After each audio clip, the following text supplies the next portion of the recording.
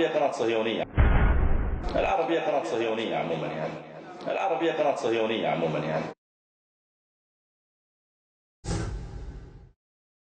أعتذر المقاطعة، ولكن سيد الكريم يعني أريد إجابة صريحة. محسن العواجي يوافق على المشاركة في قناة إسرائيلية لكشف المؤامرة الصهيونية كما أشرت؟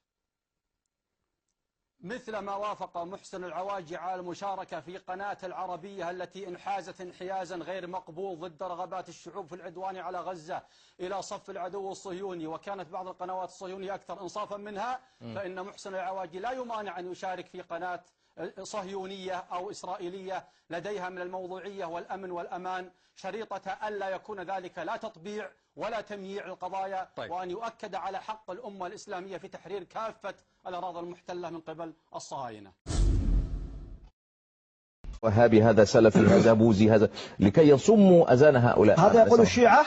لا يا أخي الكريم، في قناة العربية التي تمول بأموال من بلادنا تسب الوهابية وتسب حكام هذه البلاد وتسب. أصبح الآن هناك من أبنائنا أبناء المسلمين المنتسبين لهم يسبون الوهابية مع كل أسف، ينفرون الناس منها ويعتبرونها أنها أصل الشر. مع كل هذه أحداث يجب أن نكون صرحاء في طرحنا للموضوع. لم يعد الشيعة فقط ولم يعد غيرهم، هناك حملة ضد دين النبي صلى الله عليه وسلم، ضد الإسلام منظمة كما قلت يتحالفون. ألم تر إلى الذين نافقوا يقولون لإخوانهم الذين كفروا من أهل الكتاب، إخوان سماهم الله، هم الآن إخوان من الليبراليين والعلمانيين وغيرهم.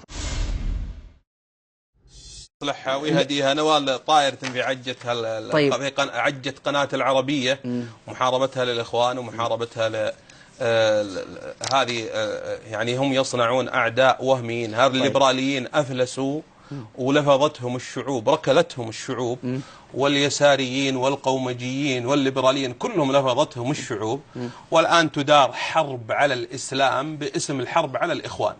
الحرب التي تديرها قناة العربية ذات الخطاب المتصهين، هذه القناة تحارب الإسلام، ويعني هي لا تستطيع أن تواجه الإسلام صراحة، فهي تقول إنها تحارب دورها في الأخونة. دورها في الثورة العراقية ما كان جيد أبدا يا شيخ. دورها في الثورة التونسية مع زين الهاربين كانت ضد الثورة وضد الثورة على حسني مبارك، وهذه قناة مخذولة وقناة مرذولة ولا لها تأثير في الأمة، وهذه قناة ما تمثلنا ولا تمثل المسلمين.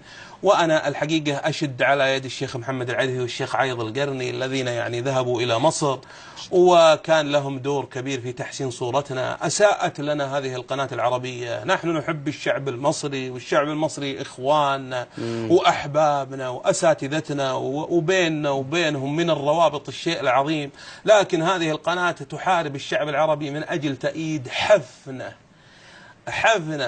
حثالة الشعب المصري.